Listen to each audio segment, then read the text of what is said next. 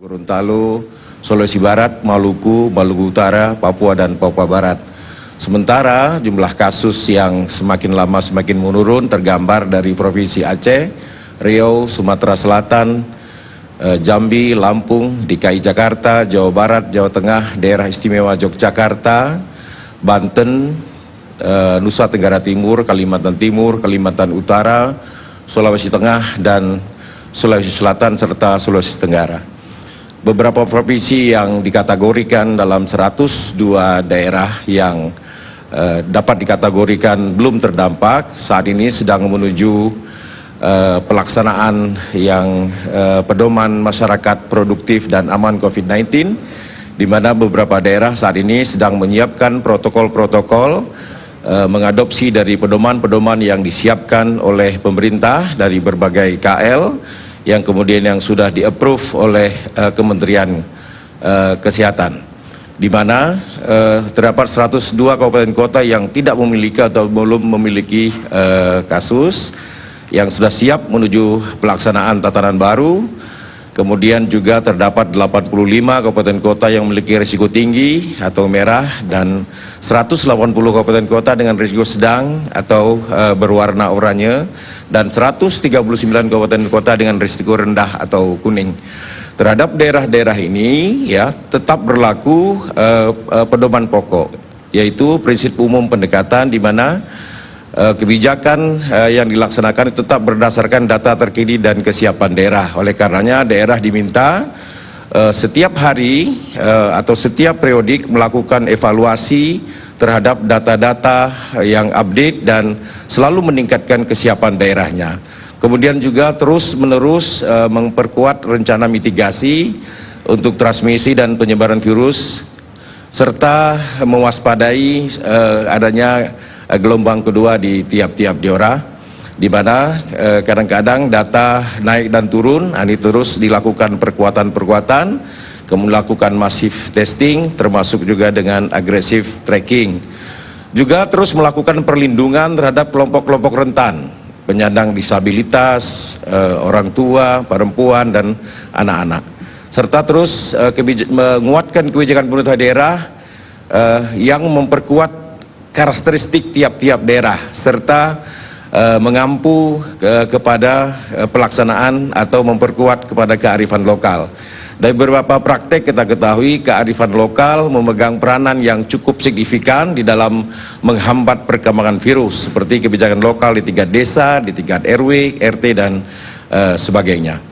Terhadap saat ini pada fase awal, di mana kondisi daerah pada saat ini kita nanti akan melalui beberapa fase, di mana fase awal, fase transisi 1, kemudian fase transisi 2, termasuk kepada nanti seluruhnya kepada fase tatanan baru, di mana setiap fase memiliki tolok ukur yang akan dicapai oleh setiap pemerintah daerah dalam penerapannya.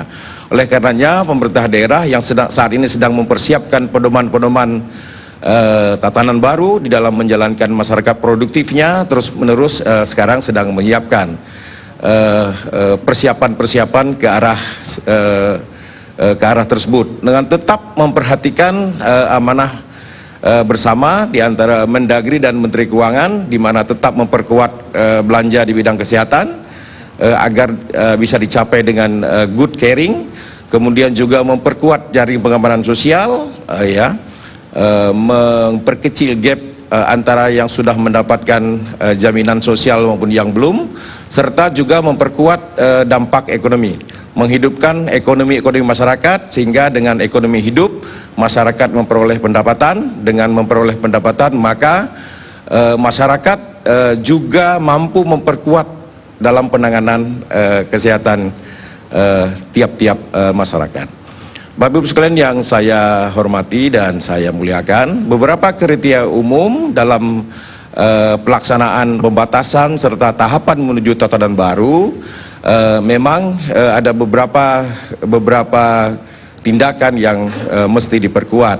Yang pertama adalah pengujian dan tracing terhadap kontak, ya, di mana tetap dalam suasana kita masif testing serta juga agresif tracking, ya, walaupun cuma satu kasus atau hanya 2 kasus, namun testing dalam lingkungan yang baik, kemudian penelusuran yang baik, mudah-mudahan tetap dapat menjaga status daripada daerah yang menuju penurunan kasus ataupun memaintain jumlah kasus agar tidak kembali meningkat. Kemudian juga terus-menerus memperkuat kapasitas kesehatan, ya, dari keterangan juru bicara pemerintah.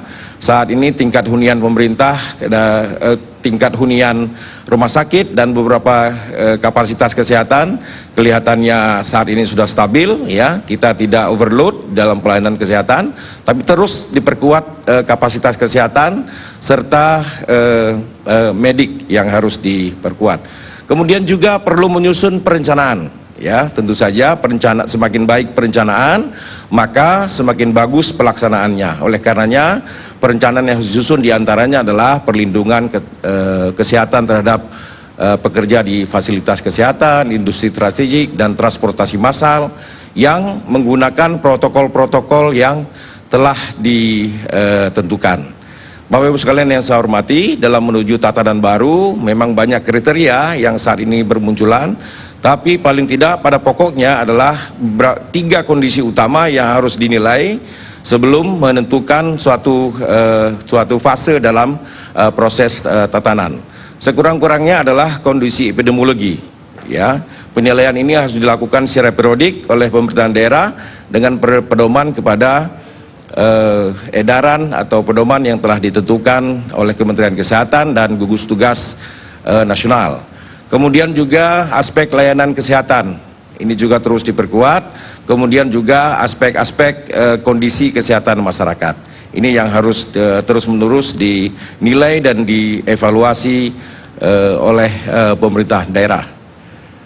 Bapak Ibu sekalian yang saya hormati, beberapa strategi yang sering ataupun yang dinilai oleh masyarakat dapat memperkuat proses menuju tatanan baru, diantaranya adalah memperkuat strategi komunikasi publik. Nah, ini juga di samping melakukan sosialisasi yang kuat, ya, mengoptimalkan peran rukun tetangga, RW, ya, kemudian juga mengaktifkan gugus tugas di level desa dalam penyebaran informasi dan edukasi, serta sosialisasi yang dilakukan bukan saja oleh pemerintah, tapi juga oleh lembaga swadaya masyarakat, kemudian relawan-relawan.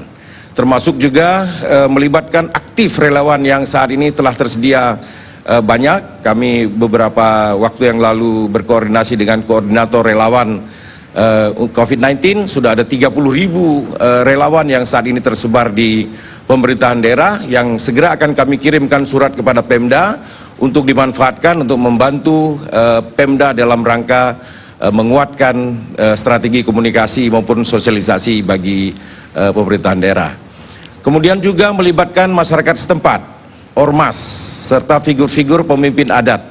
Di beberapa tempat, di beberapa daerah di Indonesia, figur pemimpin adat sangat membantu, ya. Sebagai contoh misalnya pelaksanaan di Bali yang menggunakan figur dan pemimpin adat dalam pelaksanaan itu berhasil di dalam mengendalikan perkembangan virus COVID-19.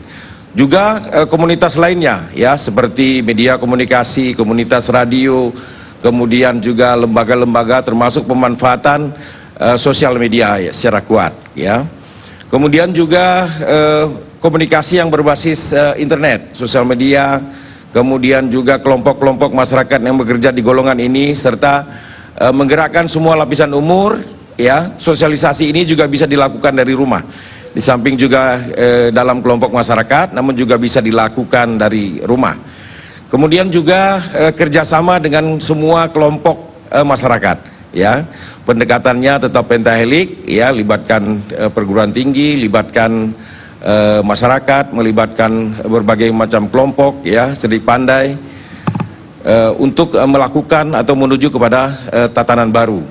Kementerian Dalam Negeri juga di dalam hal ini untuk mendiseminasikan, kemudian menyiapkan menuju tatanan baru, juga menyelenggarakan lomba inovasi, di mana lomba inovasi daerah menuju tatanan baru ini mencoba untuk menggali ide-ide dari masyarakat, ya, agar masyarakat terbiasa dengan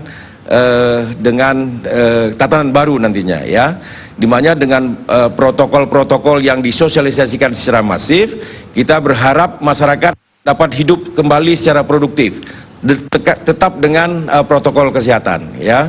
Kemudian juga menyiapkan prakondisi, ya, dimana saat ini kita harus beradaptasi dengan COVID-19 sampai dengan vaksin dan obat yang pasti ditemukan. Kemudian juga menemukan cara mensosialisasikan yang terbaik. Tentu beda daerah, beda geografi, beda kondisi, beda caranya untuk menemukan prakondisi. Oleh karenanya Kementerian Dalam Negeri membuat lomba ke dalam 7 sektor, terutama sementara, ya, sektor sektor transportasi, ya, pasar modern, pasar tradisional, pariwisata dan segala macamnya. Nanti hasil pemenang lomba ini akan digunakan untuk mensosialisasikan kembali. Dan tentu saja pemenang lomba inovasi di dalam melakukan tatanan normal baru ini memperoleh reward. Kementerian Keuangan telah setuju untuk memberikan reward sampai dengan 169 miliar bagi pemerintah daerah yang memenangkan protokol kesehatan di menuju tatanan baru. Semoga dengan insentif ini atau reward ini masyarakat berlomba-lomba. Tujuan utamanya tetap adalah dalam rangka mensosialisasikan tatanan baru, tetap produktif, namun selalu aware kepada kondisi kesehatan. Beberapa catatan kunci yang patut kami sampaikan pada kesempatan ini adalah dalam rangka menuju tatanan baru, kondisi dan kriteria tiap zona tentu berbeda, ya. Walaupun ada satu ketentuan umum bahwa semua zona, apakah zona merah, zona hijau, zona kuning, zona orange, ya, tetap dengan protokol umum, yaitu pakai masker, jaga jarak, cuci tangan, ya, cuci tangan juga cuci tangan yang benar, yaitu cuci tangan setelah menyentuh benda-benda yang tidak dipercayai atau benda-benda yang dicurigai terkontaminasi, ya. Kemudian juga pemerintah akan menentukan zona umum, ya, dan protokol kesehatan secara umum, namun dalam penerapannya tetap merupakan kewenangan pemerintah daerah, ya, untuk melakukannya, apakah itu provinsi, kabupaten, kota, untuk menentukan sektor mana yang terlebih dahulu akan dimulai, serta menguji kesiapannya, dan serta mensosialisasikan kepada masyarakat. Saat ini memang pemerintah telah mengumumkan 9 sektor untuk didahulukan, namun pelaksanaannya tetap menuntut kesiapan pemerintah daerah, ya. Warna di dalam penilaian pemerintah adalah bukan harga mati, karena warna ini bisa berubah makin lama makin terang, artinya makin lama angka kasus makin turun, tapi dapat pula berarti angka makin lama makin gelap. Artinya pembukaan suatu zona itu berpotensi 2 hal, makin lama makin baik atau makin lama makin buruk. Terhadap warna zona yang makin lama makin gelap, pemerintah daerah atau pemerintah dapat menutup kembali. Oleh karenanya zona ini harus dievaluasi setiap periodik. Kemudian juga pendekatan daerah akan sangat spesifik. Sebagai contoh misalnya daerah yang kepulauan, ya, ada daerah yang urban, ada daerah yang rural, ya, itu masing-masing pendekatan tentu sangat berbeda. Daerah yang kepulauan misalnya, di mana tidak ada kasus, pendekatannya tentu sangat berbeda dengan daerah perkotaan tanpa kasus juga, ya. Oleh karenanya pendekatan spesifik ini pemerintah daerah lah yang paling mengetahui dan lalu menyiapkan protokol yang terbaik dalam rangka memaintain daerah yang hijau tetap hijau. Beberapa daerah yang telah diumumkan untuk dimulai, ya, dari pendekatan sektor, yaitu pertambangan, perminyakan, industri, konstruksi, perkebunan, pertanian, dan peternakan dan perikanan, serta logistik dan transportasi barang. Dalam beberapa hal, transportasi orang diperkenankan dengan protokol kesehatan yang sangat ketat. Dalam beberapa zona juga, dalam zona merah tentu juga diperkenankan dalam beberapa sektor untuk dibuka, tapi dengan pengurangan volume, ya, atau apakah volume pekerja, kemudian tetap dengan menjaga jarak dan menggunakan masker dengan berpedoman kepada protokol kesehatan yang kuat. Kemudian juga kegiatan sosial di beberapa daerah yang zona hijau juga sudah dimulai, ya, seperti dengan sholat berjamaah dengan tetap memperhatikan pedoman kesehatan yang dikeluarkan oleh Kementerian Kesehatan, dikeluarkan oleh Kementerian Agama dan Majelis Ulama Indonesia maupun Majelis Ulama yang ada di tiap-tiap daerah. Kami kira ini beberapa hal yang dapat kami sampaikan, ya. Tentu koordinasi yang kuat di antara sektor atau yang di antara pihak-pihak yang ada di pemerintahan daerah menjadi kunci dalam rangka menerapkan tatanan baru untuk memulai hidup produktif tapi tetap aman, ya. Juga koordinasi dengan pemerintahan atasnya, karena pemerintahan atas menjadi sistem support bagi pemerintahan di bawahnya, termasuk koordinasi dengan pemerintahan daerah. Dengan koordinasi yang kuat dengan berbagai pihak, dengan pendekatan pentahelik, maka mudah-mudahan pelaksanaan tatanan baru melalui baik pendekatan zona teritori maupun pendekatan sektor dapat kita jalankan dan hidup produktif di era COVID-19 ini bisa kita jalankan dengan sebaik-baiknya. Sekian, terima kasih yang dapat kami sampaikan. Billahi taufiq wal hidayah. Assalamualaikum warahmatullahi wabarakatuh.